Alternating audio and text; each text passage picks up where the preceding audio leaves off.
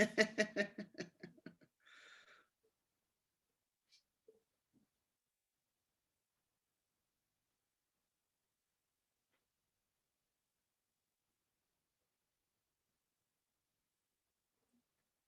right, we're going to get started. Good morning, everyone. Hello, everyone. It's with great excitement that I introduce to you New York Times bestselling author Heather McGhee. McGhee holds a BA in American Studies from Yale University and a JD from University of California at Berkeley School of Law. She's the chair of the board of Color of Change, which is the country's largest online racial justice organization.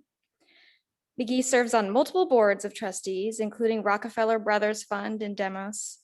Most recently, McGhee has inspired millions of individuals all across the nation with her book entitled The Sum of Us: What Racism Costs Everyone and How We Can Prosper Together, and has been featured on Trevor Noah, TED Talks, CBS This Morning, etc. The list goes on. Public Affairs Conference 2021 is so thrilled and honored to have McGhee here with us. So without further ado, Heather McGhee. Good morning, everyone. How are you? I'm sorry we can't be together, but I'm sure you hear that so often. I really do just want to say that what you all have done to flexibly keep educating yourselves and keep your community strong during a very challenging year is an inspiration. It is something you'll never forget, and hopefully soon it'll be something that nonetheless will be a memory. So I look forward to maybe one day coming and visiting in person. So I'm going to talk for about 20 minutes just to give some of the core ideas that I've been really wrestling with over the past handful of years.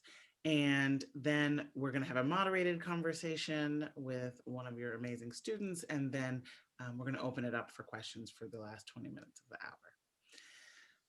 So I spent nearly 20 years helping to build, and then for 4 years running, Think and Do Tank that is a nonprofit organization that uses research and advocacy and litigation to design and then advance solutions to inequality in our economy and our democracy.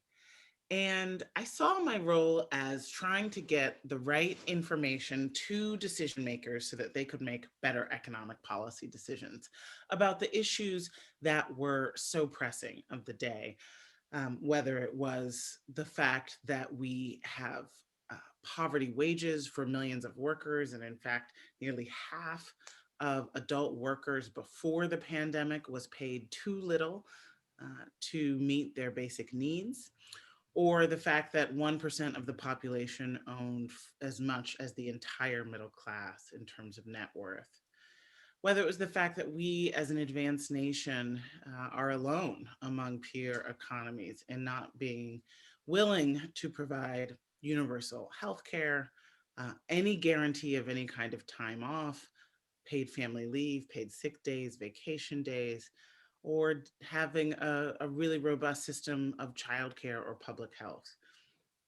These are the kind of nice things that I opened the book, The Sum of Us, talking about when provoking the reader with the question, have you ever asked yourself, why does it seem like Americans can't seem to have nice things?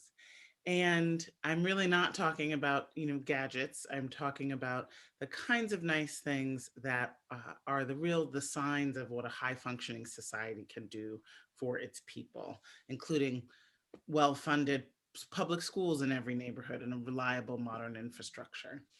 And a coherent and aggressive solution and approach to climate change, the biggest existential threat that we face. Now, you may have also asked yourself why we can't seem to have this.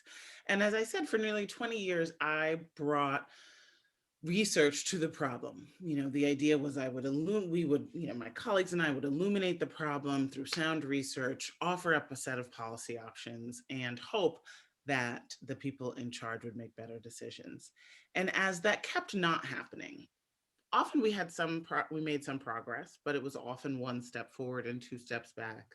I ended up taking the bold decision to leave my dream job and travel across the country for 3 years, taking multiple trips to talk to hundreds of people and to turn my intellectual curiosity towards new fields of research that I had heretofore not really explored, not just policy, but politics, political opinion, sociology, psychology, kind of why people tell themselves certain stories at certain times. And what I discovered first was that one of the most powerful stories that we tell ourselves in the United States is this idea of a zero sum racial competition. The idea that in on this team of ours, there's actually an us and a them, that progress for people of color has to come at white folks' expense. Now, this is a worldview that is held more commonly by white people than by people of color. We don't believe that progress for us has to come at white folks' expense by and large. And yet, it's an old idea. And it seemed to me that it was more than any other major story and narrative in our society. It was blocking progress, blocking a majority from being able to come together, identify their common problems. Most families are struggling with the same set of issues: unaffordable housing and healthcare, trying to make ends meet, feeling worried and concerned about the future, seeing that it doesn't sort of all add up. Um, and that's black, white, and brown.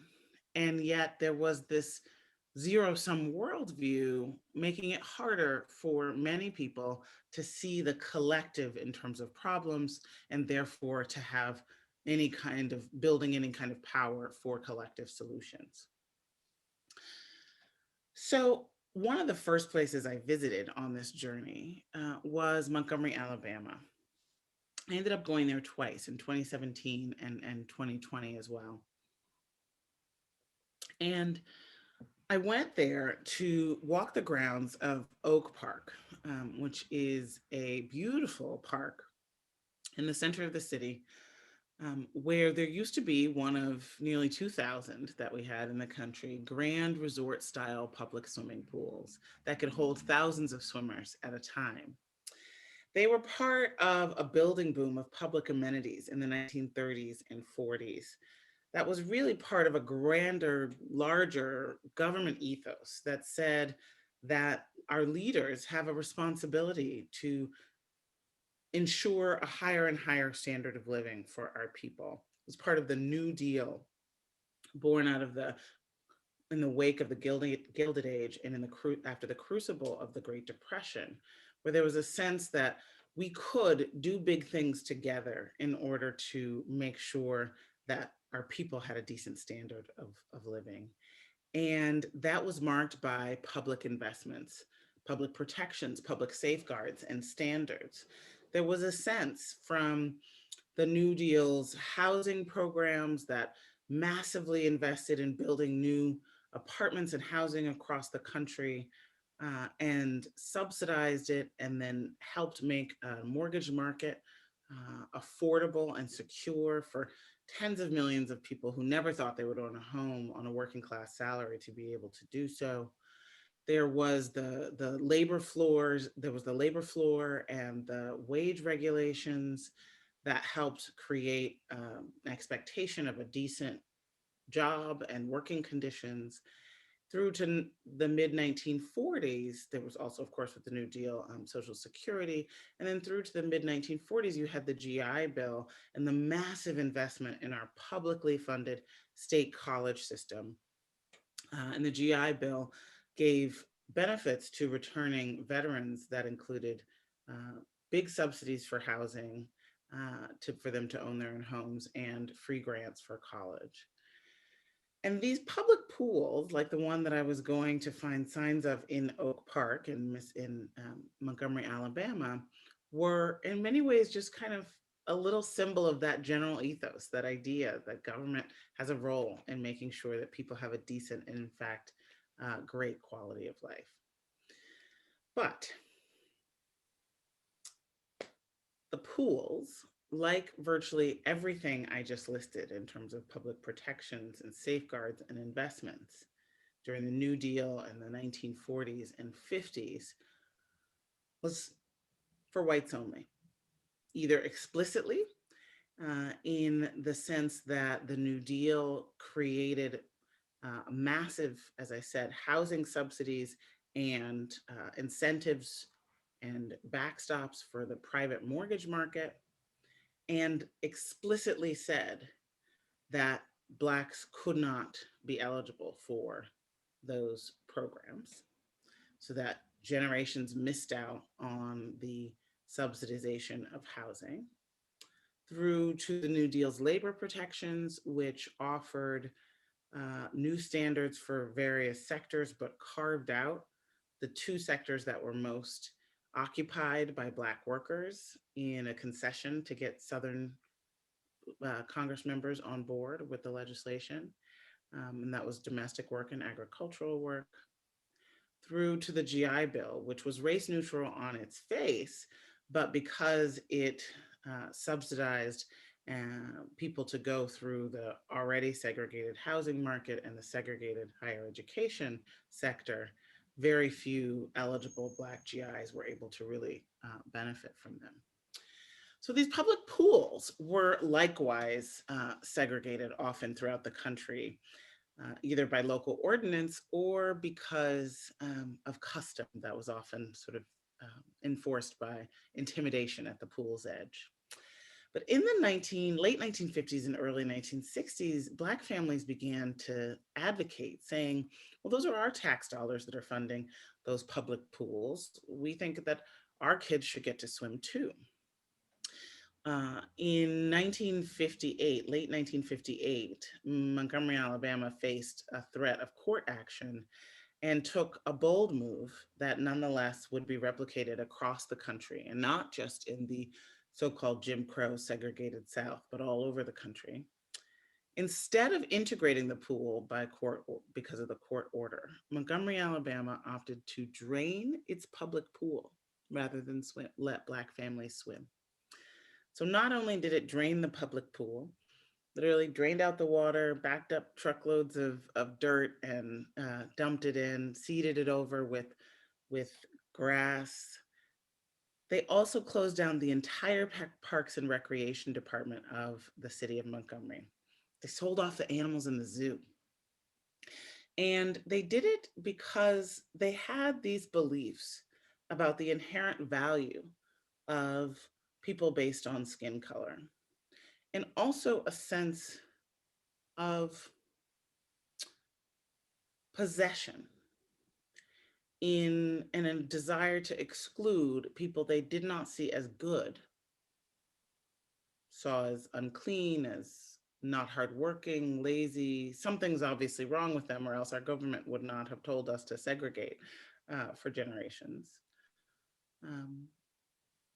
That desire was to exclude people who were not seen as good from public goods.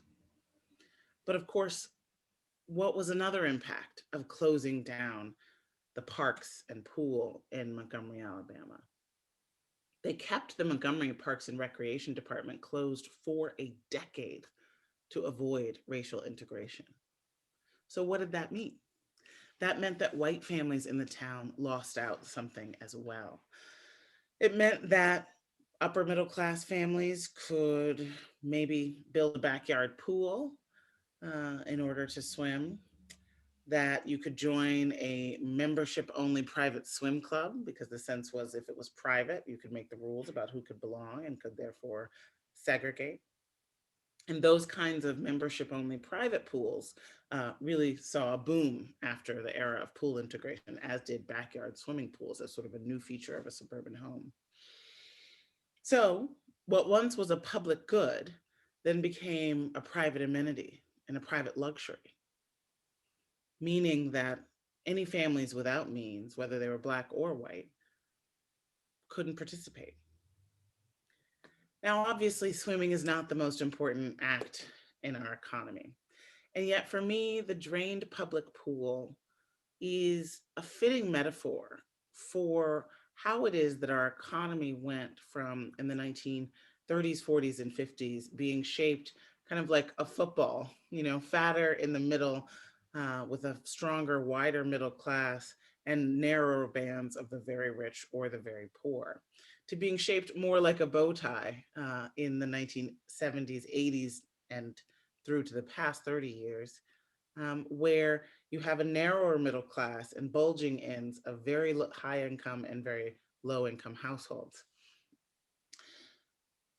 That to me, this idea of the drained public pool, of us basically as a country having the formula for creating broadly shared middle class prosperity in the 1930s, 40s, and 50s, and then turning our backs on it, draining the public pool when it was time to fulfill the promise of this country and of the civil rights movement, which was extend that economic freedom to all who work so hard to contribute to America's prosperity.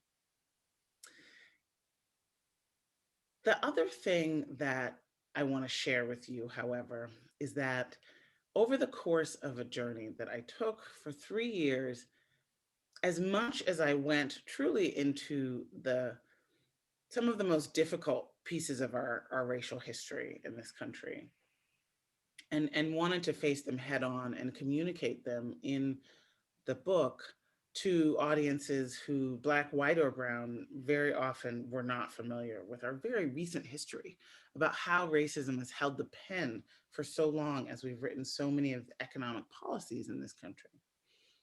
I also was unmistakably struck by how much there are signs of hope, how much there are places where people have rejected that zero sum racial hierarchy, that false belief that a dollar more in my pocket must mean a dollar less in yours, that false belief that we are so different that we can't come together and find common solutions to our common problems. I'm reminded of a woman that I met in Kansas City named Bridget. She's a fast food worker, had been in minimum wage jobs her whole career. Had her husband also was a minimum wage worker. She had 3 kids, and she felt stuck in her life. Felt like she was never going to do any better.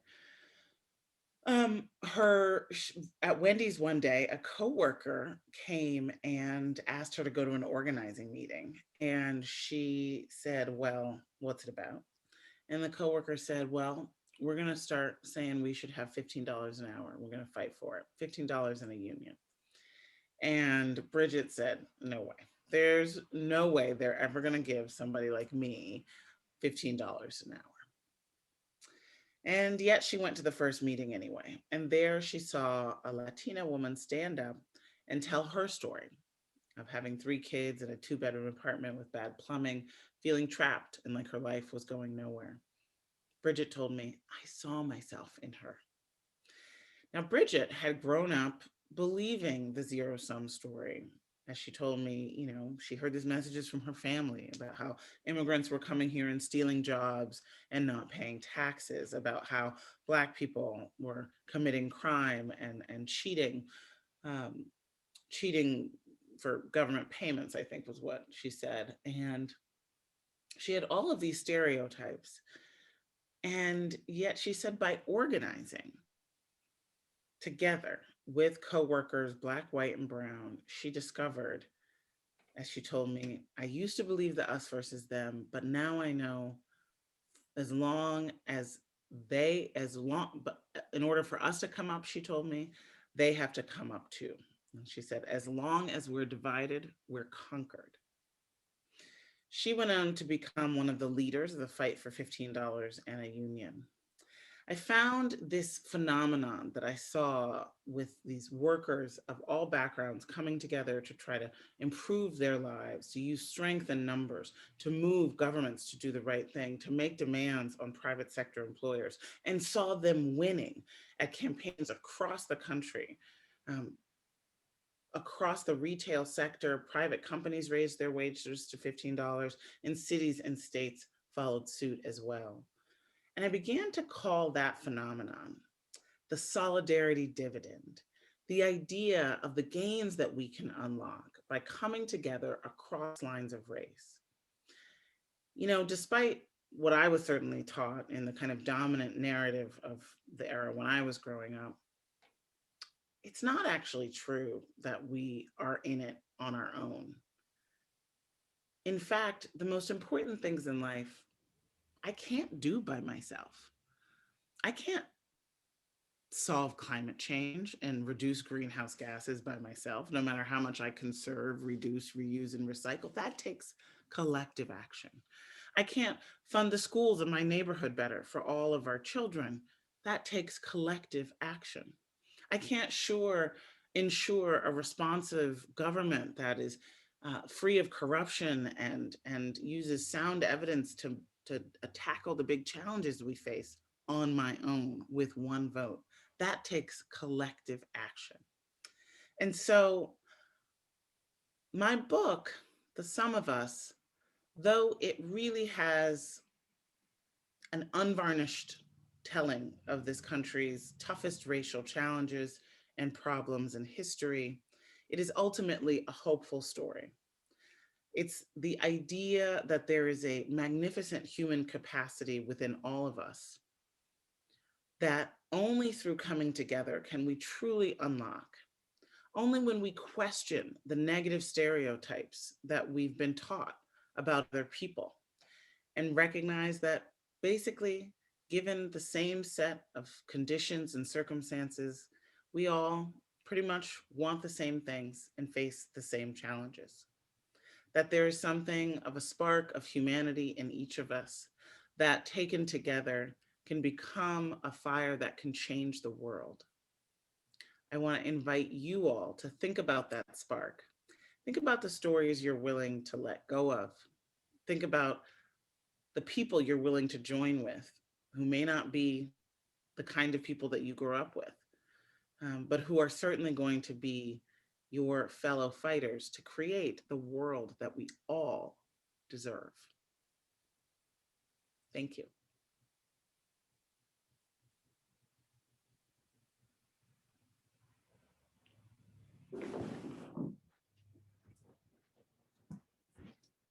I'm so excited for the Q&A. So are we? Awesome. Hi. Well, I'm Kiki and this is Sanaya. And just before we start our moderated panel, we just wanted to make a disclaimer and say that we are following COVID protocol, whether you're watching live over Zoom or on the recording. Sanaya and I are both in the same cohort and we are distanced from everyone else. Right. Okay, so we have both really enjoyed reading your book and becoming a lot more aware of your research, which you wonderfully explained in this short talk. As our conference really focuses on the topic of civil discourse, we'd like to hear your thoughts about how you feel your work and research tie into these concepts and how we can begin to have more productive conversations about race and equality and inequality. And equality. We can talk about equality too. Yeah, all of it.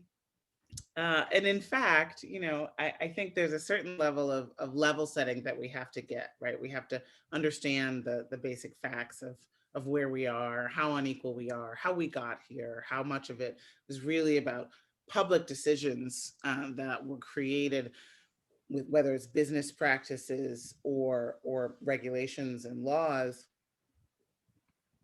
But there is always and very often a sort of private explanation for why the inequalities we see today exist. And so often those explanations are ones that put a lot of blame on the people who are struggling in those inequalities. So I think that The Sum of Us can offer a way for people who don't necessarily think they agree to have a common conversation, because it tries, at least this was my goal, to upend the paradigm of the zero sum in offering not just that I explain that there is this sort of negative zero sum paradigm, the view that progress for one group has to come at the expense of the other, But I also want to make sure that by widening the aperture about racism's costs and harms and showing how it's a distorting factor in our system that creates burdens and costs for all of us, it means that there's an invitation to a sense of shared interest in addressing racism and inequality and to creating more equality. That doesn't mean that anything we do for one group is going to be, on the back of or burden or even just be unfair to the other group. If we take as a given the understanding that decisions made the world that we see today, and better decisions can make a better world, then we have a lot of collective responsibility, I think, to engage honestly in the questions about how we got here and to keep trying different solutions to having more people have a better standard of living. And not doing anything is just no longer an option. So connecting this idea of civil discourse and your book back to the call-in interview that went viral about the man who called in and acknowledged that he had prejudices. What was your first impulse reaction, and how were you able to remain so calm and collected when responding to him? Well, thanks for that question. This was, for anybody who is not familiar, this was in 2016, and I was on a live call-in show on C-SPAN, and I was answering questions about the economy and what was going on in Washington. And yet a man called in and said, "I'm a white male and I'm prejudiced." And he asked my advice as to how he could change to, in his words, become a better American. What was my first thought, and how did I stay so calm? My first thought when he first said, "I'm a white male and I'm prejudiced," was, "Oh boy, here we go."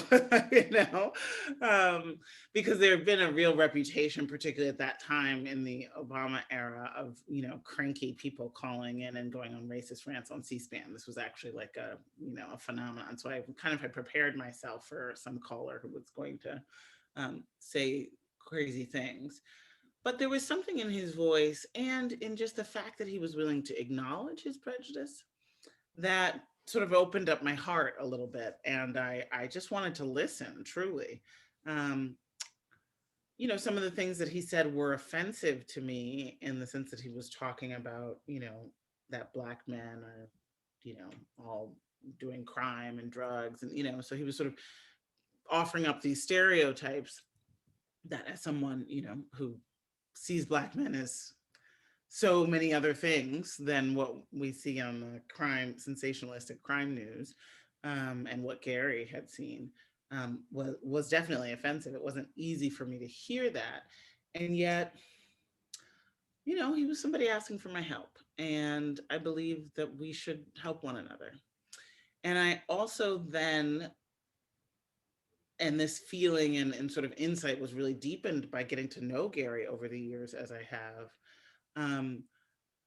I thought a lot about sort of, where is he getting that idea, right? Where is he getting these stereotypes? Who's selling him this story? And what are they getting at it? What's their profit, right, from selling these stories to people like Gary that make them suspicious of people who may also just be struggling and trying to live their lives?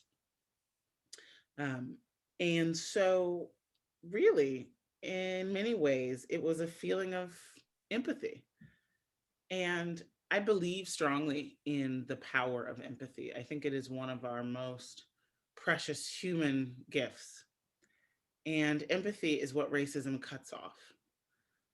When you believe the lie that some other human being is somehow so different from you, that you can't put yourself in their shoes, and you want to blame them for misfortunes.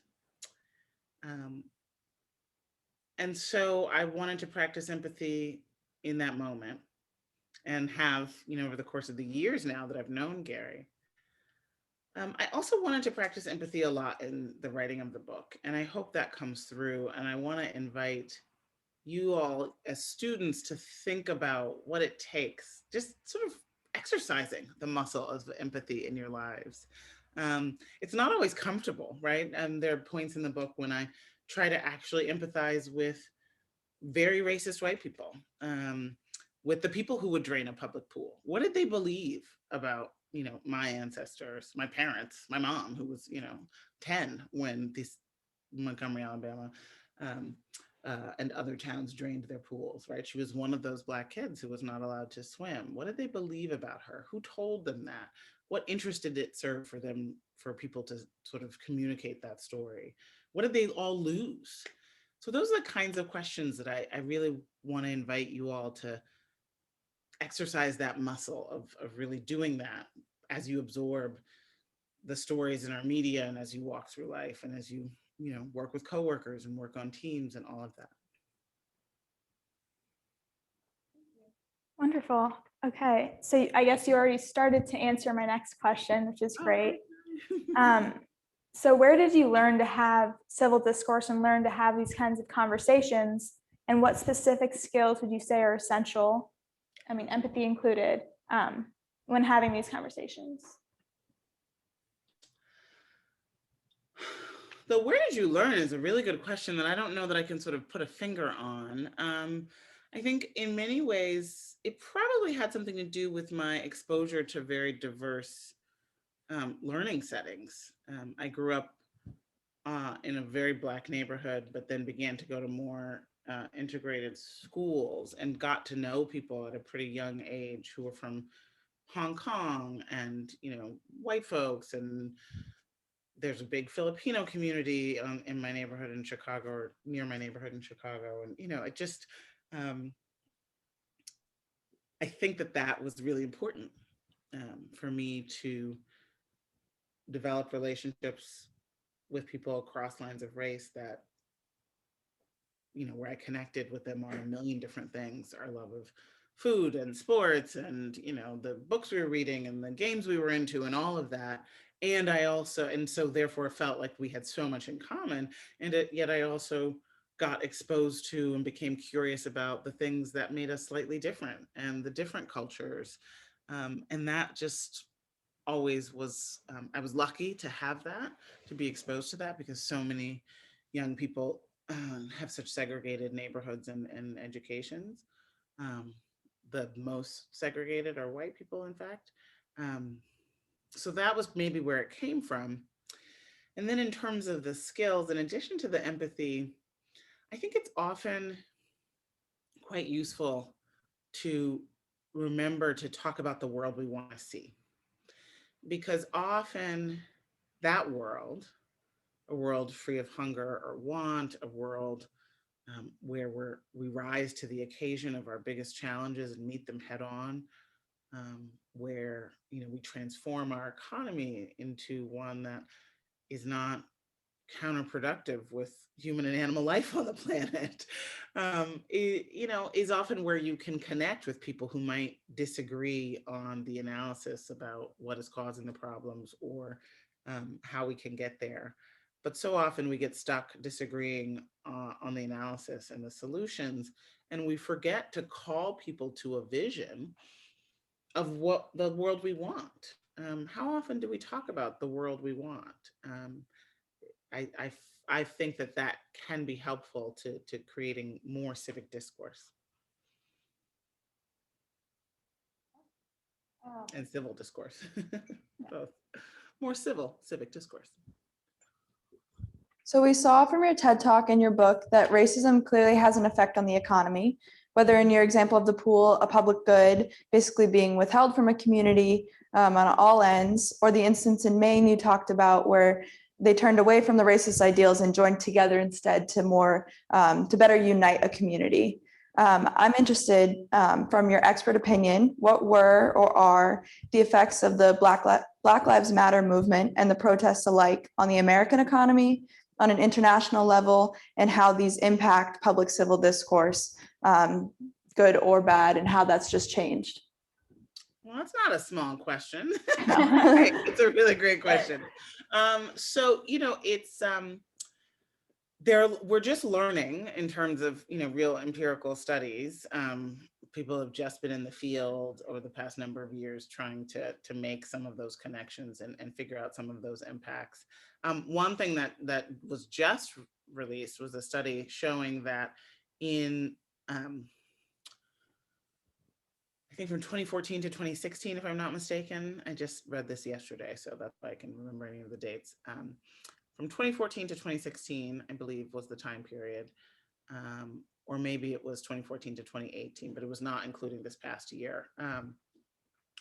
Cities that had more active Black Lives Matter protests saw more police reforms, like the use of body cameras and community policing initiatives, and a it was like 14 to 20 percentage point drop in police killings. And so they had calculated about 300 lot fewer deaths at the hands of the police during this time. Um, you know, Economists put number values on years of life, right? How, years of life in an economy, leads to contributions in economic growth. So that's something that is, late breaking statistical research. Without having seen, any studies about this, I do know that this year of a culmination, a massive amount of Black Lives Matter protests across the country and across the globe, right? In the United States, over 26 million people took, street demonstration action.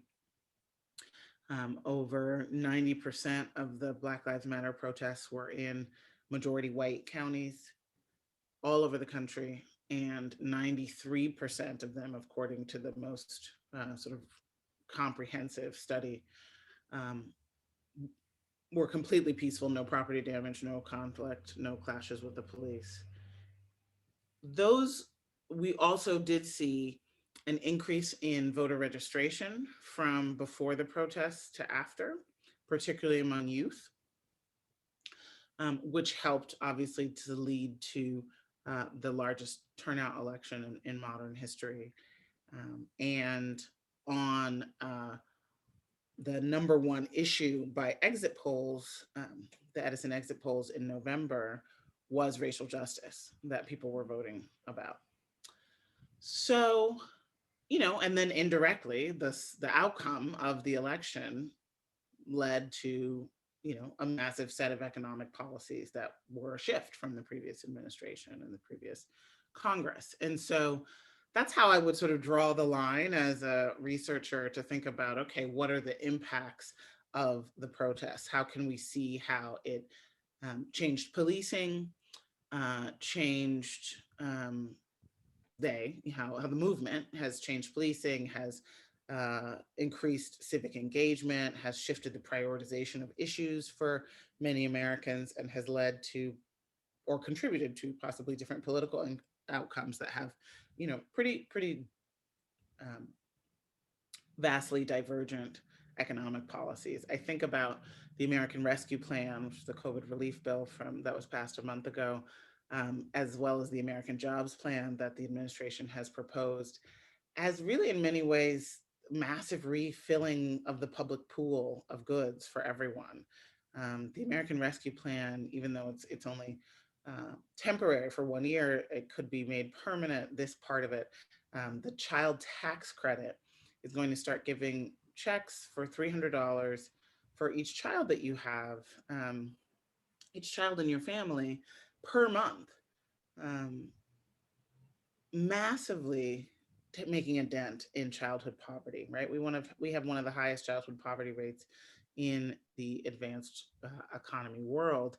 And, a bill like that shows that that's a choice, right? It's because we choose to allow no paid family leave, no guarantee of health care, a low minimum wage, a poverty minimum wage that people nonetheless have to accept, or other kinds of low wage jobs, even while they are trying to raise young children. And that's not something that most other nations with anywhere near the means that we do, force their families to go through. And so as we begin to think about what do our people need, what are the things that would improve the quality of life of our families and our children, and what are all the economic benefits that could be from that, right? We know that things like paid family leave, taking maternity leave and paternal leave after a child is born or brought into the family has demonstrable benefits for that family, for that child's health, for that child's later success in life on a bunch of different scores. So we start to look at the broader picture of what are some of the follow-on societal benefits of the kinds of little shifts that we can make.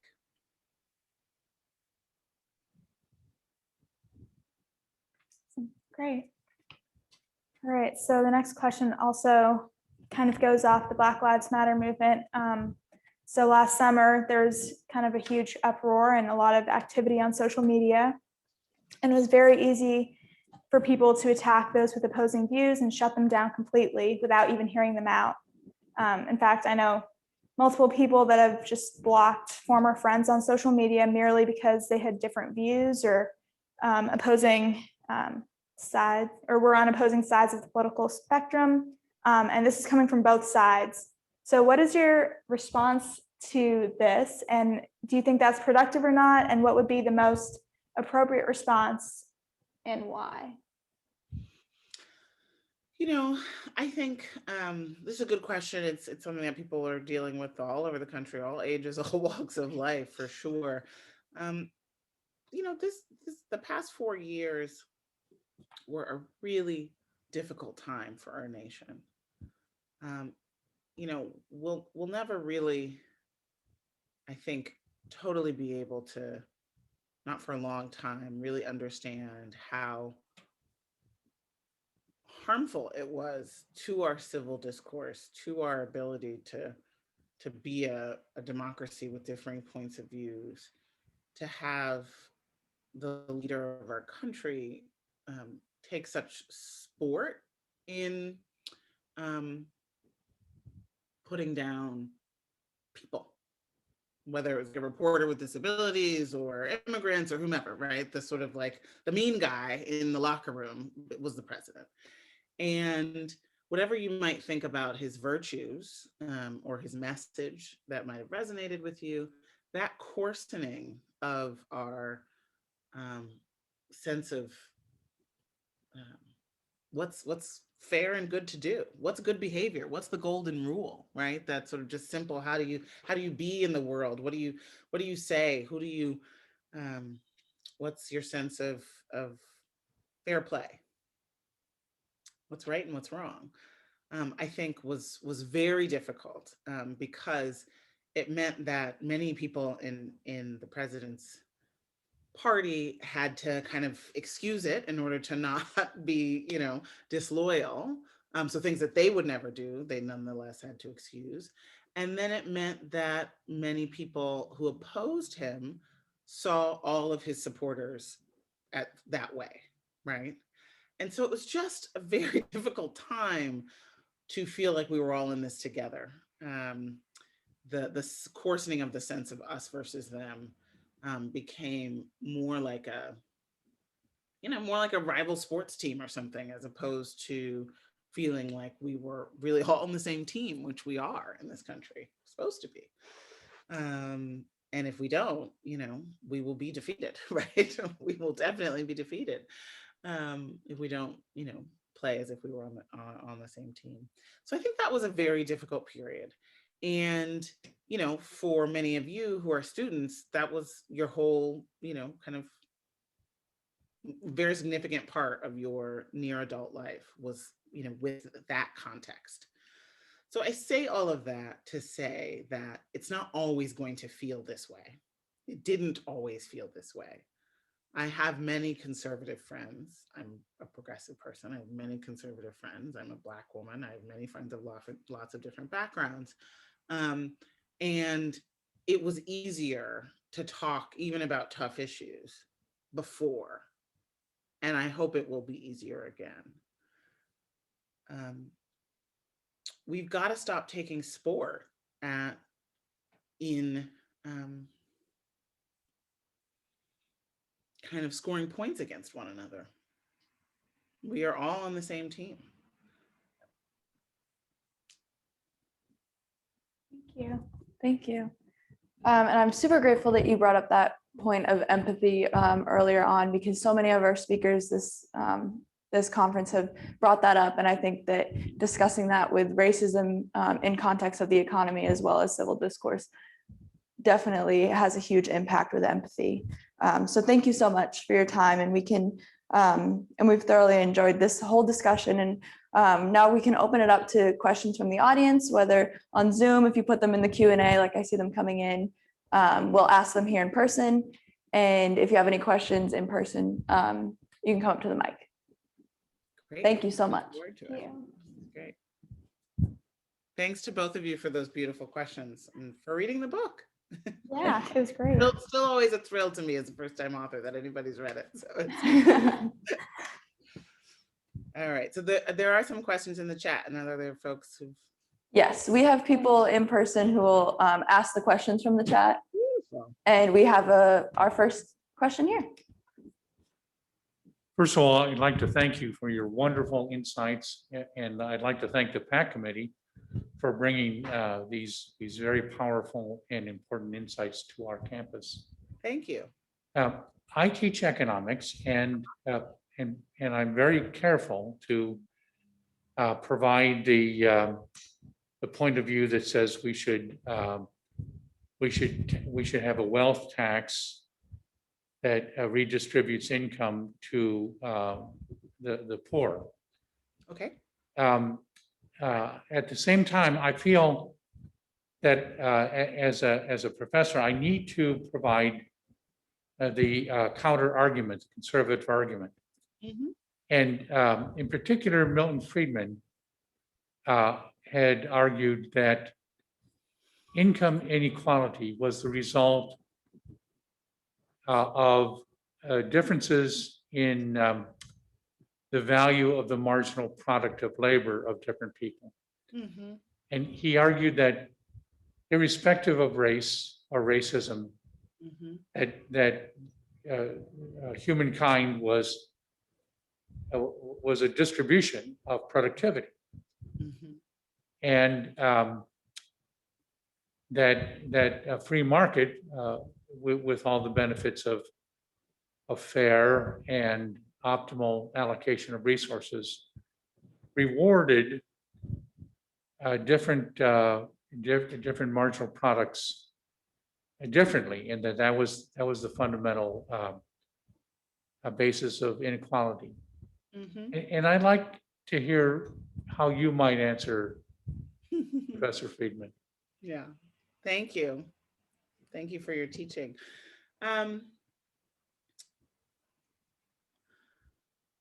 So there are a couple of different ways I might answer it. I might answer it to people who are not students of economics with a more kind of normative response, because it was really nice to hear you sort of paraphrase and describe in that great teacherly way, the root of the tension and the root of the argument. It sounds to me like if I just talk to a person on the street about that, they would say, okay, so this person is saying that some people are worth more than others. And I think that is what is being said and should be contended with for the implications of that. And particularly when the sort of bottom of that evaluation allows people to be truly in want and need, and to have, a significant share of people whose labor is only worth the regulatory floor of $7.25 an hour go hungry. So are they not worth feeding, right?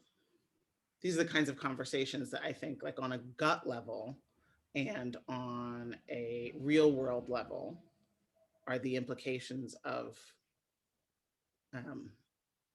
of Friedman's argument. But back in the classroom, I might also say that our worker productivity has increased 500% since the 50s, I believe it is.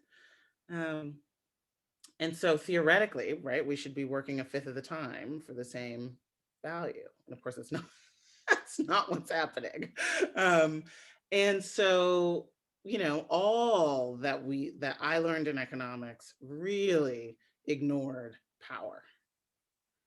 And it made it seem as if the market is a set of equally powerful actors. And so the free market is right. All of the sort of decisions, the outcomes of a free market are right, because everyone was making rational decisions with equal amounts of power.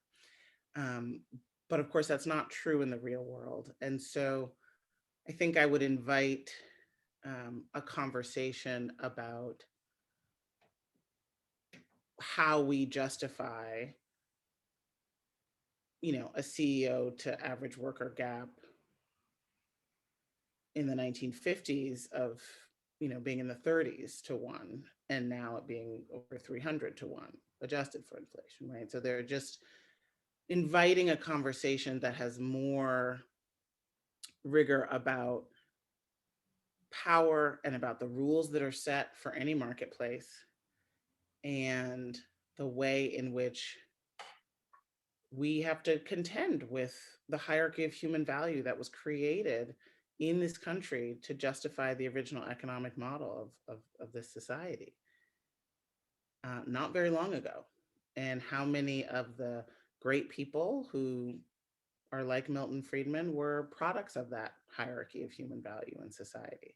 And maybe we're telling stories to justify their positions in that hierarchy of human value, and that we should not discount that very human dimension of the teachings of this very relatively new field. Thank you.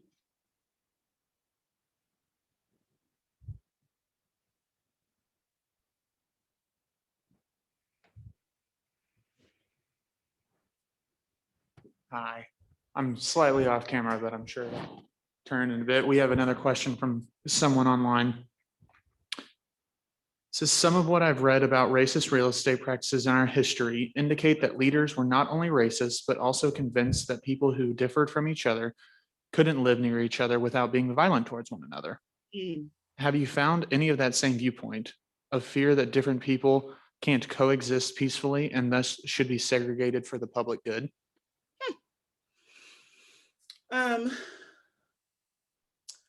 So I don't think that yeah, I mean, I think yes, I think that when we hear discourse about, for example, affordable housing in neighborhoods that do not currently have affordable housing, and this is often an issue of zoning, right? That we have zoning regulations and laws across the country that really came out of originally a desire to exclude by race, but once that was deemed constitutionally impermissible, moved to a regulation that was race neutral, but that was about regulating the size and type of dwelling. So basically making it, you could only have sort of bigger, more expensive single family houses and not apartments that working class people, Black and others, could afford. And so that's how we get in many of the country's metro areas, 75% of the space of the city and its suburbs have these kinds of restrictions laid over them. So that's how we get these sort of uniform neighborhoods, and they all have houses that are the same instead of it being a duplex, or instead of there being a 4-story apartment building next to a house. And so when we have conversations in our politics today often about getting rid of single family, what's called exclusionary zoning, there is the concerns that people who currently live in those often, usually white, segregated neighborhoods is often about crime. is often about property values.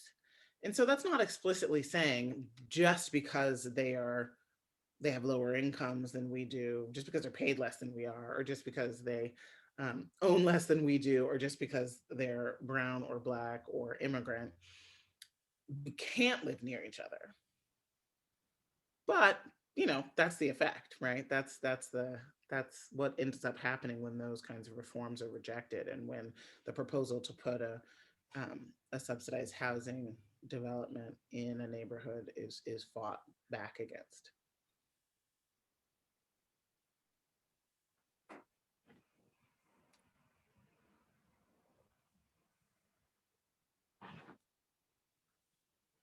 Thank you.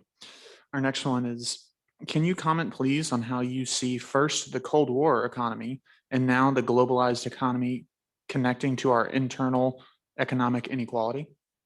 Sure, sure. So,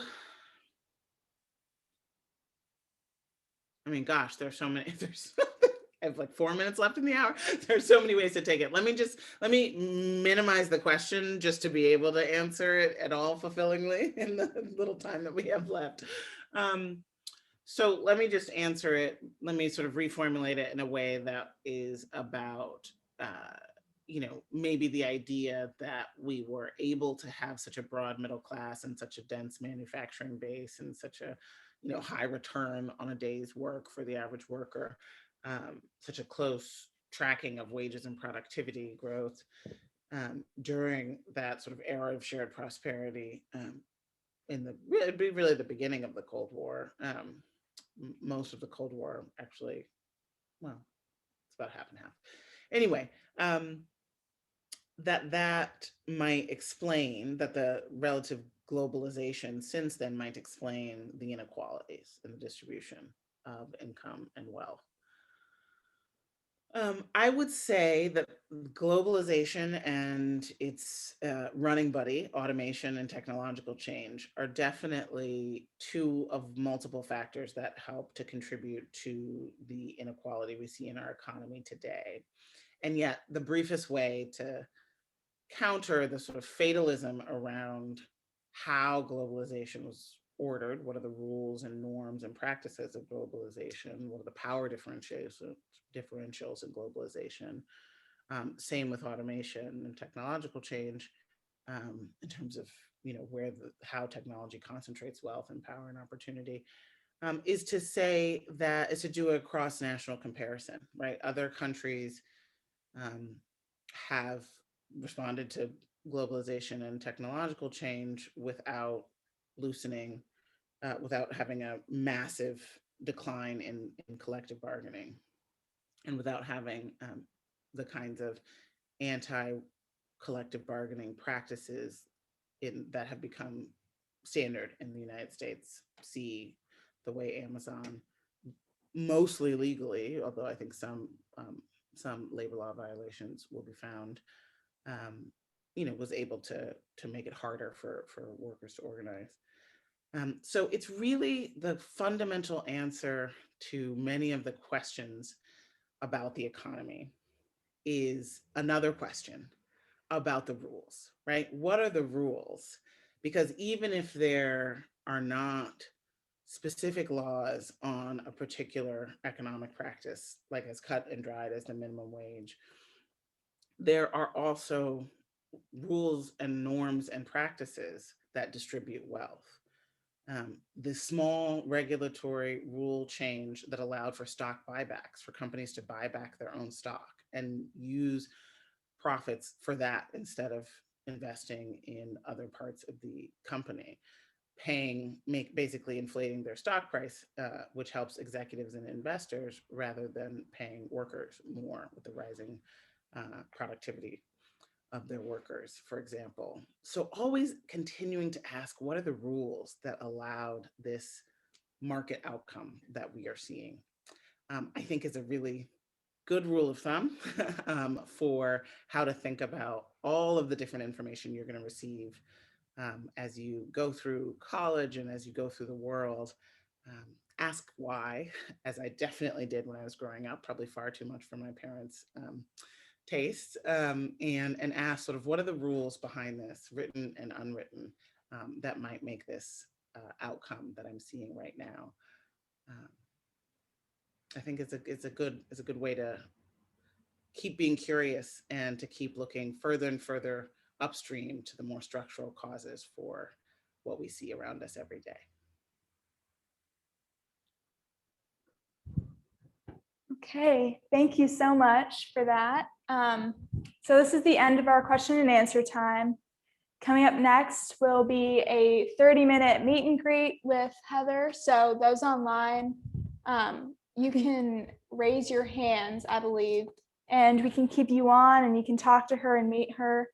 And then you can also obviously come and talk to her here. And then we also have a dessert reception in Leonard Hall for everyone on Zoom and in Wanamaker, from Luciana's in Alton. Nice. And yes, we're going to kind of close PAC as a whole real quick. So thank you all for coming to this year's Public Affairs Conference. Thank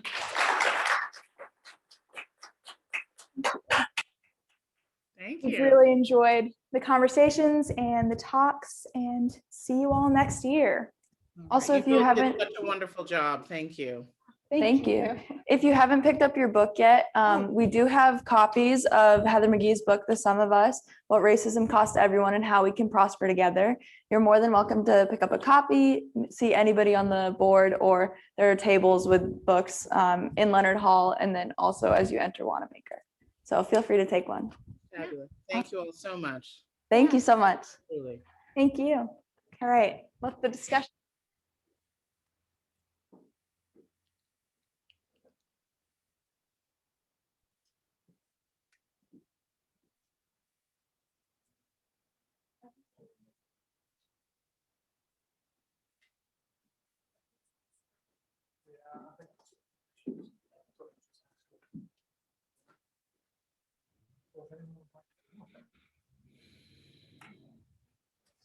I think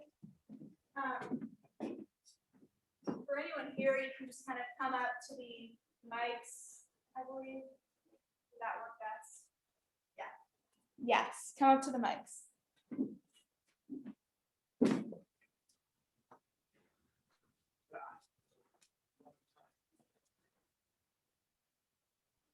Okay, our first attendee, Juliet, I'm going to allow you to talk so you can, I think you'll be able to hear each other.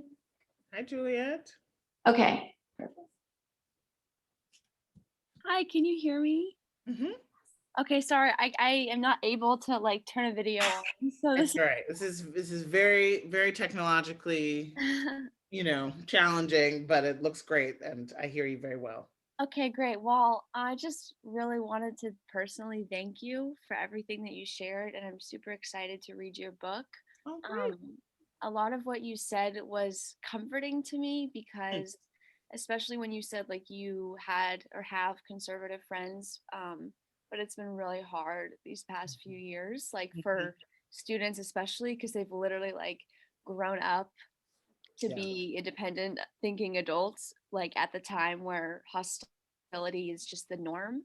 Yeah. And it kind of made me feel a little bit better because pretty much since like all the George Floyd stuff, I think it's been really hard for many of my friends and me to like continue friendships with people who supported Trump. Mhm. Anyway, so I just wanted to like thank you for that kind of ray of hope that like this was an anomaly in time and hopefully things can be more like have more civil discourse. Yeah. Well, thank you for sharing Yeah. that. Yeah. Yeah, it's really hard. It's our media really doesn't help. Social media, which has just become sort of another very manipulated, it's social media is very manipulated in its own algorithms of the companies to drive outrage because that generates more clicks, which generates more revenue for them. Mhm. So there's a profit incentive to the kind of outrage machine we've seen social media become.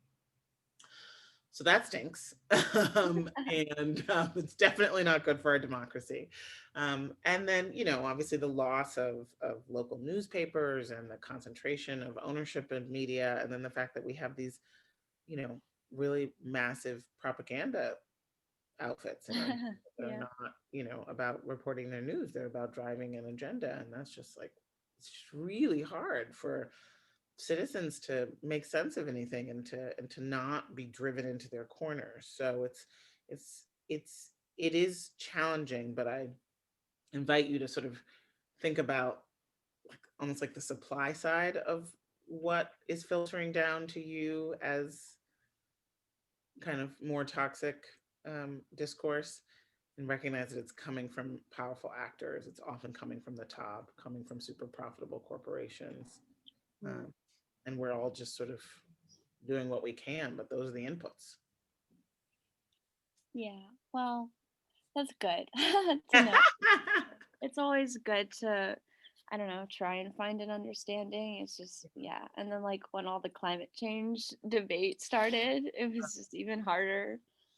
Yeah, it's hard. It's hard because the costs of inaction on these issues, whether it's racial justice or climate change, are so high, and so it feels like not a not an academic debate, right? It's very life and death, those issues. But it has been easier to have these conversations, and it will be. Yeah. I'm excited to read your book. Thank you so Thank much. you, thank you, thank you, thank you.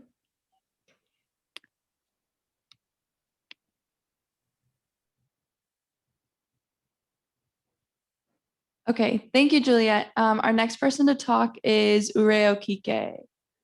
Hi, Ray. Okay, you're on.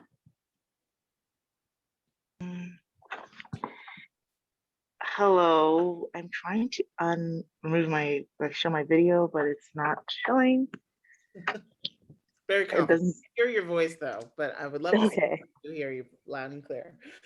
Hi. Little background. I'm from Nigeria, and so a lot of discourse that like is happening in America, like I'm like being introduced to it, like not new, but it's not.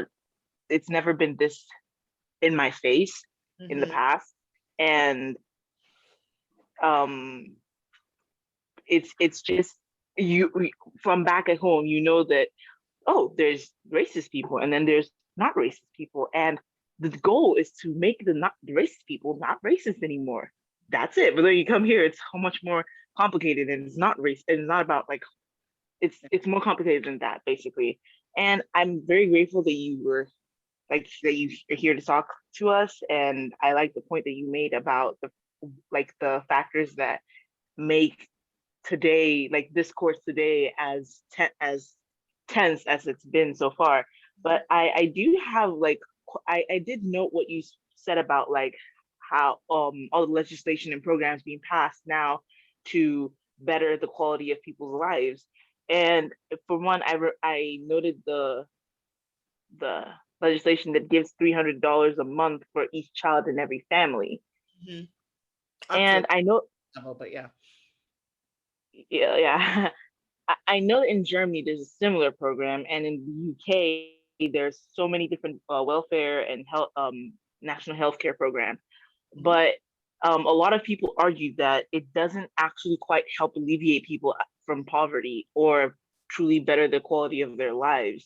And what is do we have anything that counters that argument? Like, some even argue that in fact it does keep people in poverty rather than alleviate them. Yeah, that was the argument for, we used to have slightly more generous cash welfare for people who were very broke. It's sort of a simple solution. People, what is the problem of poverty? People don't have enough money, right? So, and that there was, when I was growing up, the big argument was we need to end cash welfare because of all those things you're saying. And so we have a real life example of what happened after we ended cash welfare. Did people, did the attitude about work change, or whatever, whatever it is, whatever the assumptions were, that it was personal behavior that was making people poor, and not how much we pay people, and not how expensive housing and childcare and education and transportation and healthcare and food and rent are, right? And so we have now 30 years of evidence of what it's like when, we still have very many poor workers and poor families, right? It didn't solve poverty to take away money from poor people. And after a slight boom in, the growth of low-wage jobs, that was really kind of more about technological change and changes in the like retail, basically, with the advent of the internet in the 1990s, which was right after that welfare reform, which drastically cut how much very poor families could receive in cash assistance. It stayed about the same and then got worse in terms of poverty and people who are working in poverty. So we do have some experiments, Stockton, California, through a kind of private-public partnership for the past, I think, 2 years, had a kind of just cash anti-poverty program for sort of just like, it was a pilot group, but it was just giving families money, and it made it easier for them to work.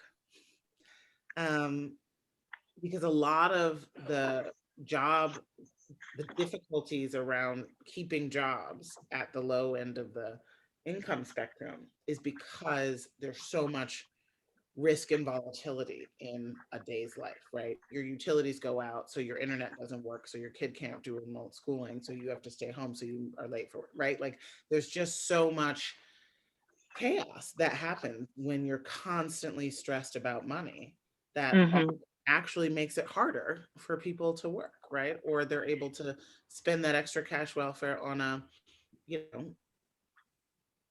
printer, so they can print out their resume and bring it to places, right? Like, I mean, it's just, there's so many ways in which oftentimes pretty rich and comfortable people make really weird assumptions about what poor people's lives are like, and what people, it's like, rich people, we can never give them enough of their own money, right? Tax cuts, but like, poor people shouldn't have more money, right? Like, that more money for rich people is great for the economy, but more money for poor people is somehow not great for the economy. I also think about the fact that there's like, I was reading and watching some videos on the subject of poverty and how that affects decision making, and it talks about decision fatigue. Like, being constantly strapped for cash and poor makes it that you are less likely to even be able to make those good decisions for yourself, because you're always constantly like trying to think. It's always survival of the fittest when making a decision. It's always, if this decision is wrong, I'm dying. I'm like, and that kind of takes a toll on the human psyche. Yeah. It's high stakes all the time. Thank you for the question. Thank you so much for your time. I am very grateful that I got to speak with you. Yeah, you too. Thank you so much. Our next person is one of my professors, Julie Blaze. All right. Dr. Blaze, you can unmute and start talking. Well, hello, Heather. Oh gosh, that you can see my little icon is, I'm a huge NBA fan, so that's Manu Ginobili. I actually can't see it, so. Okay, terrific, good.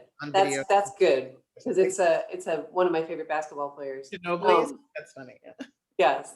So yes, I'm Julie Blaze. I'm a professor of political science here at Principia, and thank you so much for your talk. I'm actually teaching this semester my globalization class, and I told my students they could earn a little extra credit if they viewed your talk and wrote up a little 5-paragraph essay connecting your comments to our class content.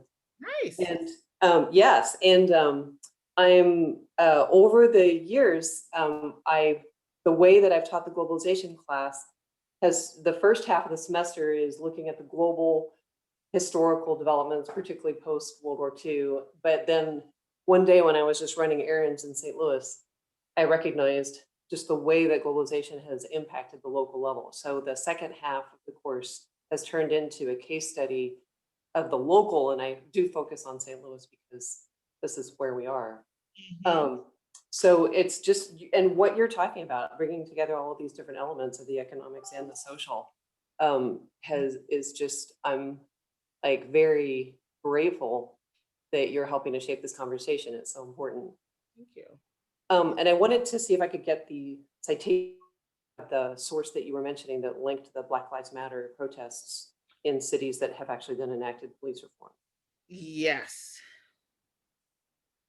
And in fact, it's a Vox.com article that I think was actually just in the past couple of days. And I can tell you in 1 minute what the headline was.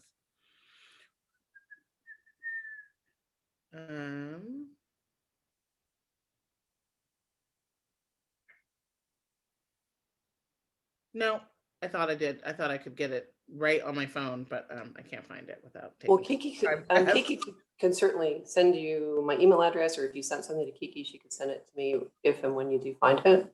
All righty, where is it? Okay, great.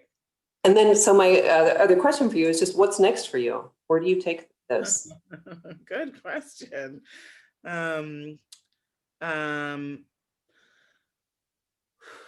So I have a few projects that I'm cooking up. Thank you for asking. My next thing that I'm working on is actually a young readers adaptation of The Sum of Us. Oh, awesome. Which I'm really excited about. Yeah. I'm so happy, this idea. I just think about, I wish that I had this book or some version of it when I was, being taught about the world. So I'm very excited about that. And then I am working on a podcast that will really dig into the stories of the solidarity dividend that I weave throughout the book and that I focus in more depth on in the final chapter, going across the country and lifting up stories of people coming together across lines of race to take on big challenges and succeed, and what they learn and what the obstacles are. That podcast probably won't actually be available. We're going, because of the pandemic, we're going out in the field to record it in the fall. So it'll be available sort of next January, I think. Well, thank you so much. And I also just want to thank you for the way in which you are modeling in your words exactly the type of empathy that we need. I grew up in San Antonio, so I had a similar experience of a very socially diverse background. But my dad's family was all from East Texas, and I have empathy now after talking with one of my dad's cousins. I have empathy now for people who are waking up every morning thinking that they're in a country with an illegitimate president. Oh, yeah. After I spoke with her, just one morning, I just thought, wow, what a horrible feeling that would be. So I definitely feel like we need a nationwide training course on talking to each other. And I'm so grateful for our students here. Kiki's done a great job, and all of them have done a wonderful job. And thank you for being such a marvelous contributor to our conference and also to just the national conversation.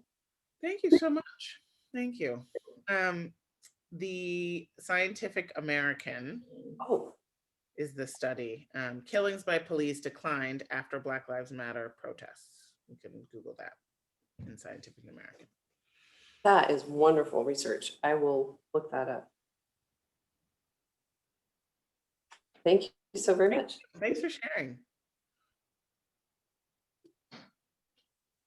Thank you so much. We don't have anybody else with their hands raised yet. So if you have, if you would like to raise your hand, that'd be awesome. Looks like we have somebody coming up to the mic down in the audience. Well, it's the economics guy again. Hi. And good answer. And I wanted to thank you. I loved your answer to Friedman. Oh, okay. But Thank it you. was very effective. And the other thing that I've been thinking during this period is that in Singapore, discrimination, racial discrimination is illegal. Mhm. And the economic dividend is just tangible that Hmm. if you're in a business meeting, there's one person who's Malaysian, one who's Indian, one who's Chinese, one who's a British expat, and who's an American expat.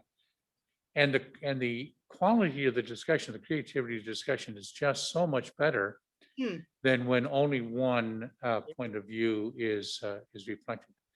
Now, unfortunately, Singapore, made, and I believe that discrimination, the racism is still felt by the population, Mhm. but it's simply illegal, Mhm. and they benefit.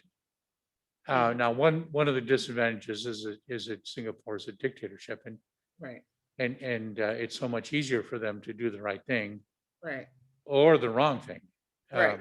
Right. Whatever it is easier. Yeah. Yeah, and so we in a democracy need to pass these kinds of laws that make this kind of behavior just illegal. Mhm. Thank you. What experience do you have in Singapore? Well, my client is J.P. Morgan Chase, and Okay. so we do a lot of work in which we go to Singapore and Hong Kong, and Singapore is a wonderful place to do business. We did a strategy for India, for the country strategy for J.P. Morgan Chase in India, and I thought I would get to work in India, but no, the people from India wanted to come to Singapore, so we did our Indian strategy in Singapore. So Fascinating work. it's of course a global Mhm. corporation that really takes advantage of the economic benefit of the inclusiveness, of the Mhm. equality, of the illegality of Great. racism. Yeah. In the final chapter of the book, I touched very lightly, but then offer, in the notes section of the book, more ways for people to follow up and dig in deeper. But I touched very lightly on just some of the science around how diversity makes us smarter. But it's exactly what you're saying. Exactly what you're saying. It's great.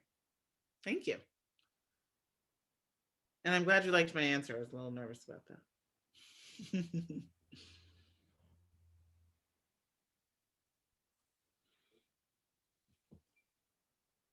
Are there any other questions?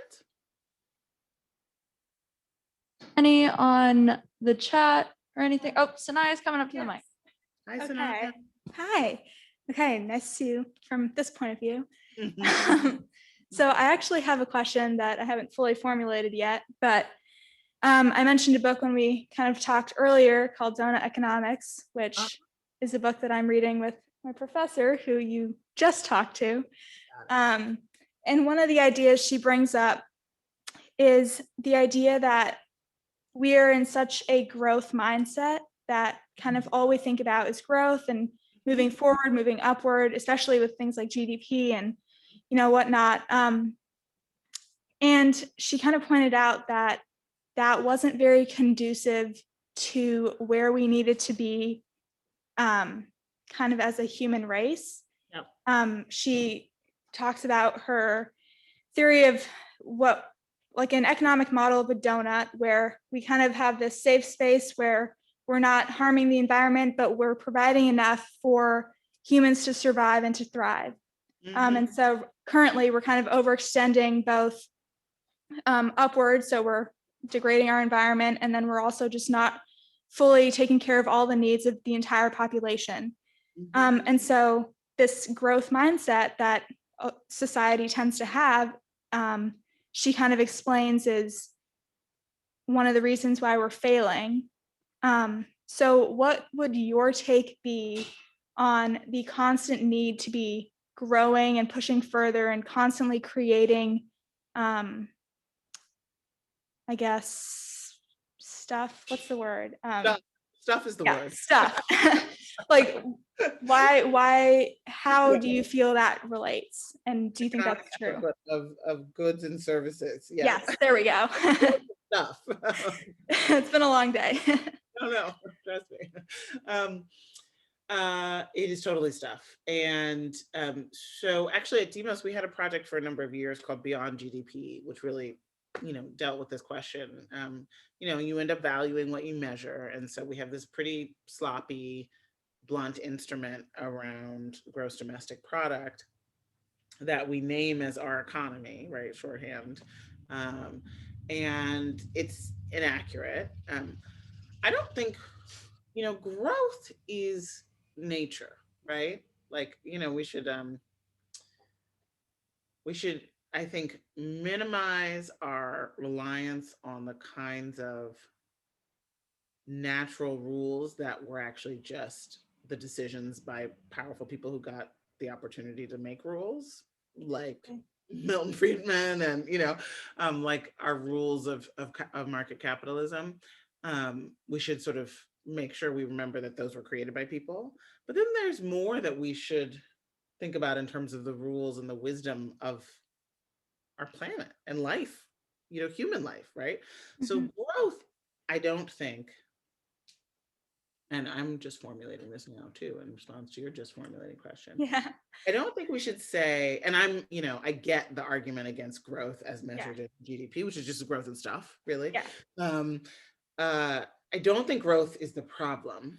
And I say that, even to the ecologists who would say we need a degrowth strategy, right? There's that sort of pushback against the kind of green economy folks that would say, like, well, you just want to keep growing GDP, but sort of GDP inherently is polluting, right? And it's resource intensive, right? So there's that like growth versus economy thing. I think that growth is natural, right? I mean, there's no, we cells grow, life grows, nature grows.